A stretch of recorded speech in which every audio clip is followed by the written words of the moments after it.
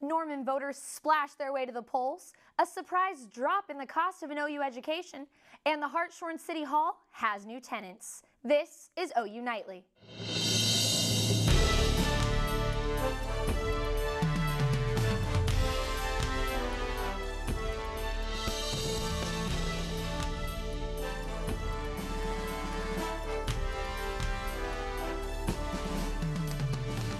Voters across the state are deciding important municipal and school board elections today. Oklahoma City residents will decide a number of city council races and seats on the school board. And right here in Norman, 8 candidates have filed for 3 open positions on the Norman City Council. On this rainy Tuesday, voting is still underway in wards 1, 5, and 7. The Cleveland County Election Board told us most voting is taking place in Ward 5, which is right outside their offices. In the 2 days of early voting, however, voters only cast 75 votes. Elections are taking place not only in the Oklahoma City metro area, but also in Lexington, McLeod, and Mustang, and other towns across the state. Of the 8 candidates for 3 Norman Council seats, 2 are OU students. OU Nightly's Macy B. Healer shows us how one of them hopes to become a link between the university and the city of Norman. I'm running for city council because I'd like to bring my ideas, my creative solutions to problems I see in Norman to the council. Tracy Baker is a political science freshman at the University of Oklahoma running for the Norman City Council position in Ward 7. She wants to bring students' issues to the local government. It's actually something that very much directly affects them, especially when you're relying a lot on part-time income and you're spending a lot of money. Issues like sales tax, issues like where you're going to live are actually very important. Most OU students live in dorms like this one or rental houses. Baker wants to focus on zoning in Norman to make sure that students have affordable housing options. If students can't have access to affordable rental housing and apartments here in Norman, that creates a lot of problems for them. Beyond student affairs, Baker is focused on stormwater issues, the Norman Forward project, and government transparency. It's not over for her if she doesn't win a council position, though. I'd be very pleased if I won, but even if I don't win, I'll be okay with that. If she doesn't win Ward 7 today, she plans to apply for a position on a Norman committee or board. Macy B. Healer, OU Nightly. And we mentioned another OU student on the ballot today. Public relations senior Victor Reyes is running in a 3-way race for the seat in Ward 1. The polls are open until 7 o'clock, and you can visit clevelandcountyelectionboard.com to view your ballot and find your polling place. Well, I was running a little late this morning, and I just got drenched on my way into the studio. It's been pouring for, I think, like 48 hours. Is it going to stick around, Jordan? So the good news is the rain will be coming to an end this evening. It will be coming to an end. But throughout the day, we've seen off and on rain showers, heavy at times. But there is the end of it, right there to the north. So right now it's coming through Edmond. This rain is moving from the north to the south. This whole system is moving off to the east. So here's a live radar right now across the state. You got some heavy rain northwest of Lawton, also south of Lawton. Heavy rain just north of Norman, about to move into the area right now, and also some heavy rain to the southeast of Tulsa. Now, it's been heavy rain. It's also been chilly if you've been outside today. 39 degrees in Norman. Notice 34 degrees in Lawton. In fact, I've seen some reports, and we do have a few snowflakes actually mixing in with the rain, especially west of I-35 and south of I-40. So right down there, we have seen a few snowflakes. I mean, this is no accumulation, nothing major. It's just cold enough that you can see a few snowflakes falling down. All right, so we're talking about rain ending tonight. A warming trend is ahead, and we have another system on the 7-day, bringing some rain and maybe some thunder. All the details coming up. Back to you guys. Thanks, Jordan. Now, it might not seem like it to everyone, but officials say the cost of going to school at OU is going down. The university says in the past 2 years, the average cost of a degree from the Norman campus has dropped more than $7,000. The analysis examined tuition, fees, scholarships, and other financial aid. OU President David Boren says the report shows that maintaining access and affordability has been our top priority. OU offers one of the lowest tuition rates in the Big 12 through flat rate tuition, scholarships, and several other factors. And it's Higher Education Day at the state capitol. Lieutenant Governor Todd Lamb joined leaders from the State House of Representatives and Senate in highlighting the importance of higher education. Colleges here at OU and around the state have taken to social media using the hashtag #IHeartHigherEd.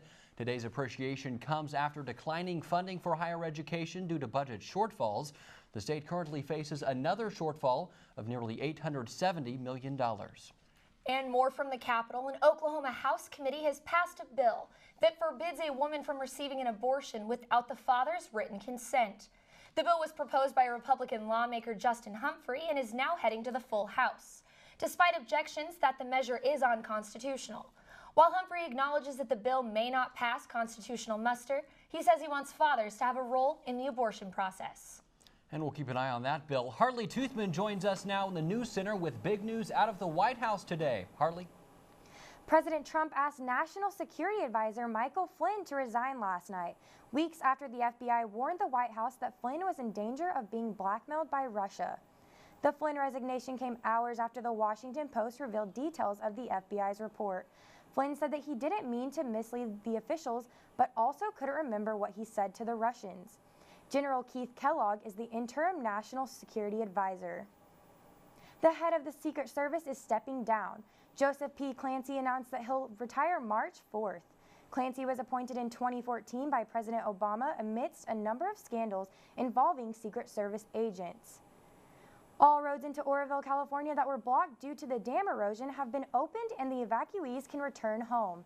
In the wake of the Oroville Dam incident, thousands of California citizens are able to return home but should stay alert. Emergency crews have made enormous progress in repairing the world's tallest dam. Police Chief Bill Lagrone says Lake Oroville has decreased 13 feet from spill level according to the California Department of Water Resources. Officials are working to ease the crisis before the next storm, which is expected tomorrow. That's what's happening around the world. Now back to you in the studio. All right, thank you, Hartley. Today, another story about President Trump's now stop travel ban that could affect the lives of immigrants. Shay Smith talked to an OU student, the daughter of an immigrant whose mother made the decision at a young age to move to America. Stephanie Kluver is a child of a refugee. Her mother Hong was born in Saigon, Vietnam, and her time there was filled with war. I think that my mom was cheated out of a childhood. They used to have to sleep with mattresses on top of them because of like the bombings and stuff like that, and they basically had to travel all of Vietnam to try to get away from the Viet Cong. Hong's father helped the U.S. government by driving American soldiers around Vietnam, so when the time came to flee, his family got first priority.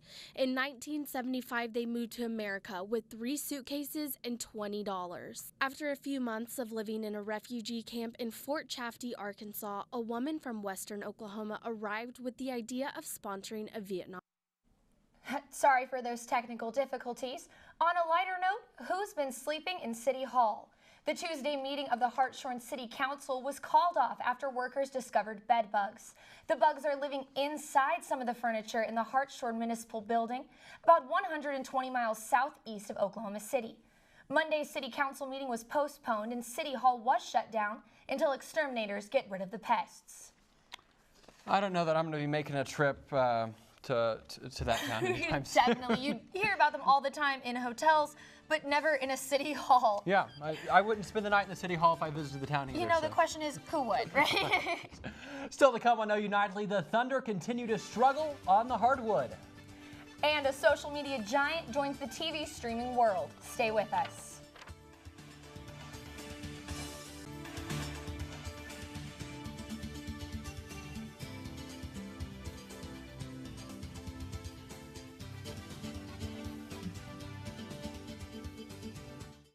Reserve Chair Janet Yellen testified on Capitol Hill today, offering some clues about interest rates this coming year. Allie? Yes, Storm. Today was Janet Yellen's first day of the semi-annual monetary policy testimony on Capitol Hill. Before the U.S. Senate Banking Committee, Yellen hinted that interest rates could rise this year. She says the Fed could pick up the pace of rate hikes due to President Trump's commitment to boost the economy. My colleagues on the FOMC and I expect the economy to continue to expand at a moderate pace, with the job market strengthening somewhat further and inflation gradually rising to 2%. Yellen says the U.S. economy is doing well and continues to make progress. Lawmakers questioned her about how exactly Trump's policies will impact the economy, but she said it's too early to know. And Apple stock hit its highest closing price today, reaching $135 per share. The shares closed yesterday about $133, which set a new record closing price since February of 2015. The surge, which puts Apple's market value at about $700 billion, reflects investors' optimism for the iPhone 10. Analysts have released research reports predicting the iPhone to be one of Apple's most revolutionary products. And Facebook is coming to a TV near you. The social media giant is launching a smart TV app that will be available soon. The new app will allow users to stream live video, watch friends' videos, and save videos to watch later. Facebook will release the app to 3 TV platforms: Apple TV, Samsung TV, and Amazon Fire. Now, what do you think about that, guys? Do you think that's something you would actually use? I feel like Facebook is, like, for the most part, just on my phone, and I use the TV for Netflix. Yeah, for sure. I definitely think I can go without watching all those puppy videos on my actual TV, so it'll probably be good that I don't have a smart TV as of right now. I think the Netflix, the Hulus, and Amazon Prime of the world are kind of safe there. It is a nice advantage, though, if you do have a smart TV. Yeah, for sure. It'll be nice to show all your friends, right? Yeah. Thank you, Allie. Thanks, guys. Still ahead on OU Nightly, men's basketball welcomes the Longhorns to the LNC. And Jordan Overton joins us with a look at today's gloomy weather. Jordan? That's right, we had rain all day today, but will it continue? The timeline after this. Welcome back to OU Nightly. I'm Jordan Overton with Look at Your Weather. So we're going to take a look at some video. This is from Houston this morning, and look at that. And that is incredible. I mean, the entire camera just gets overblown with heavy rain, hail, and even they had some tornadoes inside Houston this morning. So let's take a look at this right now on the map right here. So there's a video again. You can see lots of traffic. Traffic's all kind of butt up. So here we are, and this is from earlier this morning. So the rain moved through. It was a line of thunderstorms that moved through, and this is what we're looking at. They had tornado reports. There's 1, 2, 3, 4 tornado reports this morning in the Houston area. Notice that one is just to the southwest of the metro. They had that line of storms move through, and they had a tornado that was just to the southwest, and unfortunately, they did have some damage, and at least 2 people were injured this morning in Houston. They also have some wind reports and some hail reports, and as we know, they had lots of rain. But rain has been the story because we've also seen some rain. And there's the system. Let's take a live look outside right now. There it is. It's still coming down somewhat inside Norman. The good news is it started to taper off just a little bit, but we're still seeing rain. So let's take a look at the radar right now, and the good news is it's about to be over. There's the end of the rain. Again, this is all moving to the southeast, so this is moving in our direction. But right now, we do have a heavy shower over Norman right now.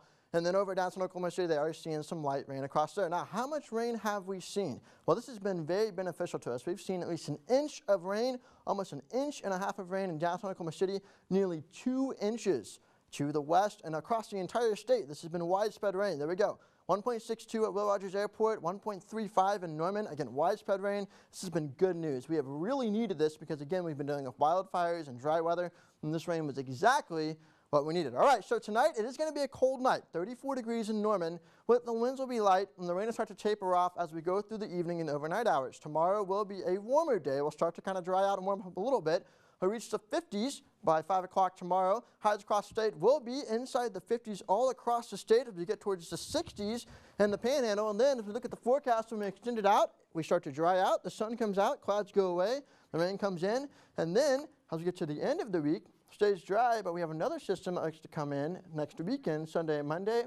We could see another chance for rain, maybe another rain soaker. All right, so wow. rain, and more rain. This evening's clearing out, date night. There we go. All right, thank you, Jordan. The Thunder struggled last night, Colin. Yeah, guys, it definitely wasn't their best outing, but a women's college basketball team accomplished the unthinkable last night. I'll tell you what they did after the break. Sports is next. Welcome back. Men's basketball takes on Texas tonight at the LNC, and Lon Kruger is excited for the matchup with the rival Longhorns.